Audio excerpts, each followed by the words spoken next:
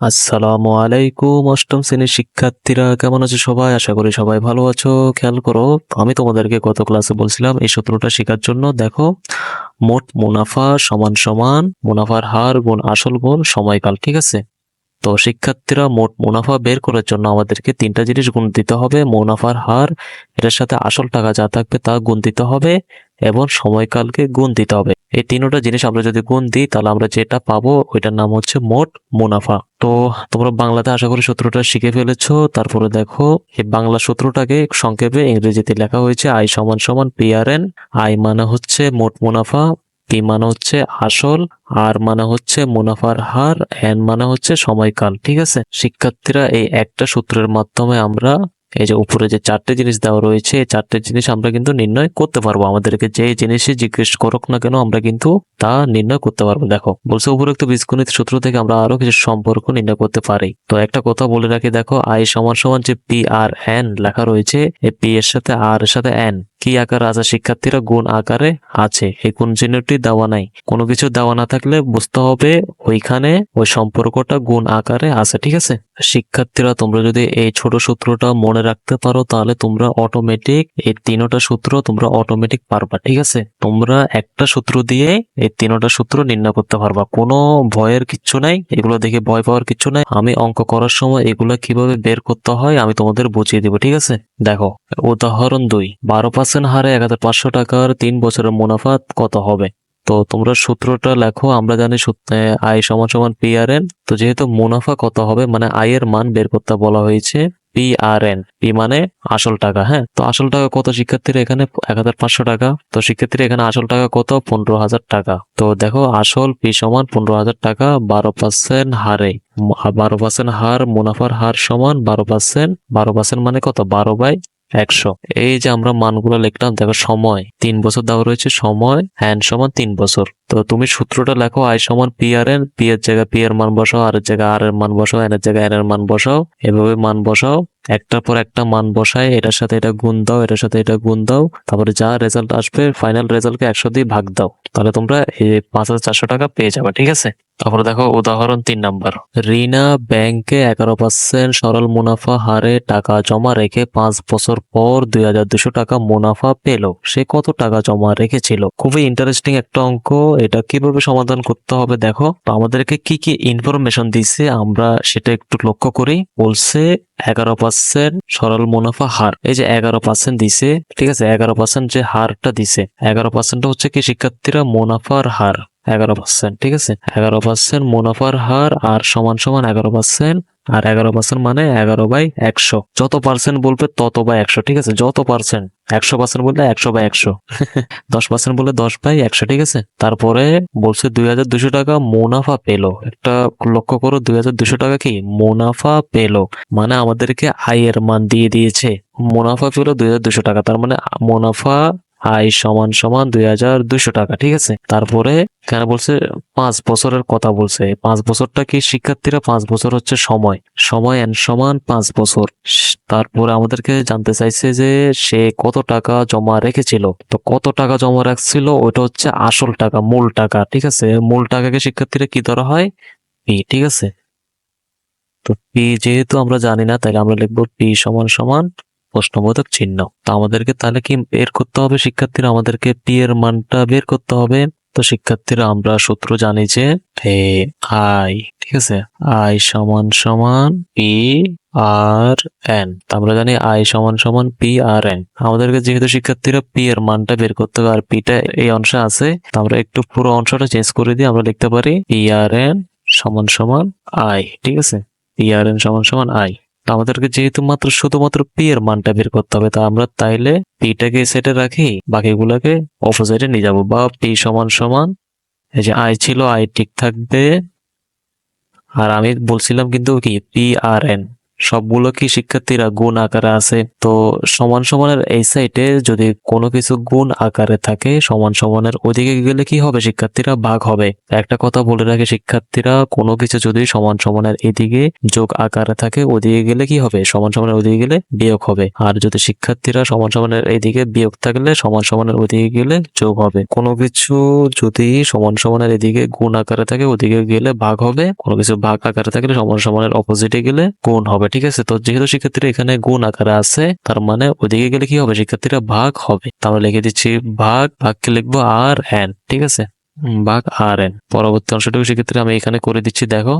বা পি সমান সমান আয়ের মান কত ছিল শিক্ষার্থীরা? আয়ের মান ছিল 2200 টাকা। তা আমরা উপরে লিখবো 2200। ঠিক আছে, ভাগ আর এর মান ছিল শিক্ষার্থীরা 11%, বা মানে হচ্ছে কত? 11/100। তো 11কে 100 দিয়ে ভাগ দিলে কত আসবে? 0.11। ঠিক আছে, তাহলে এখানে আমরা লিখে দিচ্ছি 0.11 গুণ চিহ্ন কত? এন এর মান কত শিক্ষার্থীরা? 5। তাহলে আমরা লিখে দিচ্ছি 5 সমান সমান কত আসবে? 2200 ভাগ এত। 2200 0.11কে 5 দিয়ে গুণ দিলে কত হবে? আমরা যদি শিক্ষার্থীরা 0.11 গুণ কত? 5, তাহলে আসবে যে 0.55। তাহলে আমরা এখানে লিখে দিব কত? 0.55। 0.55 সমান সমান কত আসবে? 2200 টাকাকে 0.55 দিয়ে ভাগ দাও তো কত আসে দেখো। 2200 ভাগ 0.55, তাহলে আসবে যে 4000 টাকা। ঠিক আছে, এই 4000 টাকা আমরা এখানে লিখবো। এখানে আসবে কত? 4000 টাকা। তো শিক্ষার্থীরা, এই যে 4000 টাকা আমরা পেলাম, এই 4000 টাকা হচ্ছে আসল টাকা বা মূল টাকা। এই 4000 টাকা রেখেই রিনা 2200 টাকা ব্যাংক থেকে মুনাফা পেয়েছে। কত বছর পরে? 5 বছর পরে পেয়েছে। ঠিক আছে, তারপরে দেখো আরেকটা দিচ্ছে উদাহরণ 4 নাম্বার, দেখি এটা পারি কিনা। 4200 টাকার 4 বছরের মুনাফা 2100 টাকা হলে মুনাফার হার কত? তো এখানে আমাদেরকে নির্ণয় করতে হবে মুনাফার হার, মানে আর এর মানটা আমাদেরকে নির্ণয় করতে হবে। ঠিক আছে, তো চলো আমরা আগের মতো লিখে ফেলি সূত্রটা। আচ্ছা, এখানে দেখো, এখানে বলছে এখানে আসল পি সমান কত?